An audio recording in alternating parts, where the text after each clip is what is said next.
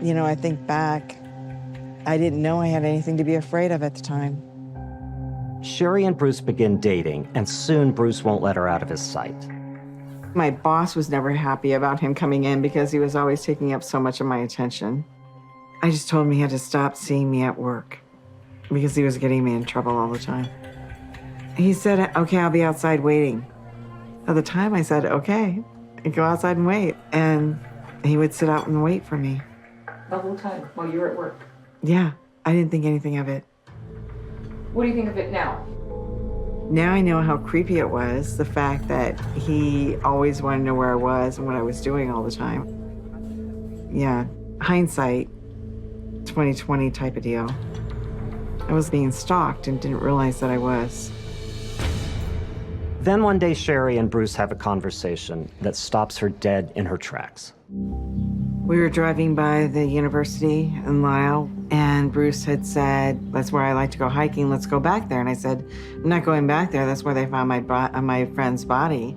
And he just looked at me and he goes, which friend is that? And I said, my girlfriend Beth that I grew up with. And then he became very, very interested in Beth and what happened to Beth.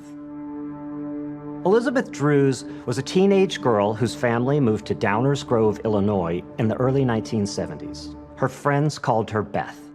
Beth and I were best friends from the very beginning, from the day we met. We had regular sleepovers, and we'd stay up all night long running around the neighborhood. We bent the rules, like sneaking out at night. We thought, this is cool, let's go out. 2 or 3 o'clock in the morning, go sneak down the street.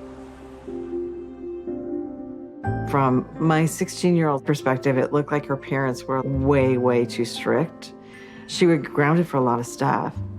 That's one of the reasons why we started sneaking out at 2 or 3 o'clock in the morning, because she was grounded all the time.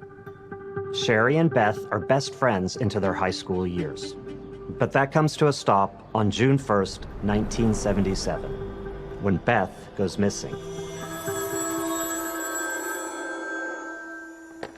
The phone rang, and it was Beth's mom.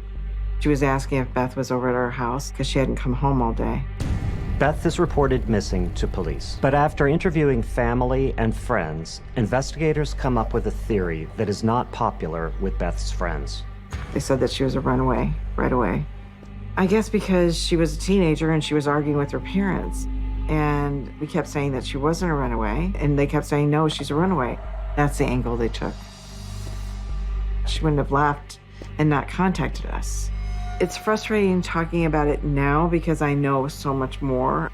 They were wrong and they just said, no, we're right. And they didn't want to listen. At this time, police are completely unaware that there is a serial killer operating right in their backyard. And his name is Bruce Lindahl.